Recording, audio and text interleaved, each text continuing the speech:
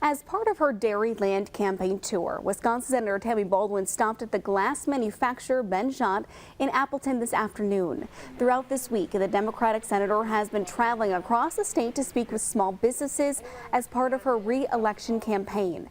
Senator Baldwin says she wants to hear about the issues that matter most to Wisconsinites from all types of communities.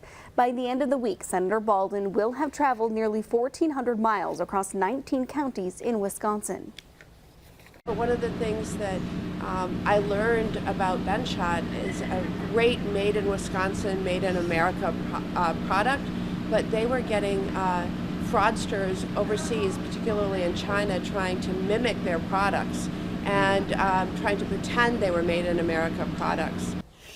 In response to Senator Baldwin's Dairyland tour, her Republican opponent, Eric Hovde, released a statement. His campaign spokesperson writes, quote, Senator Baldwin's record of supporting the disastrous Biden administration policies 95.5% of the time has burdened Wisconsinites with higher inflation. Eric Hovde is a serial entrepreneur who knows what it takes to start, run, and grow a business and how government often gets in the way.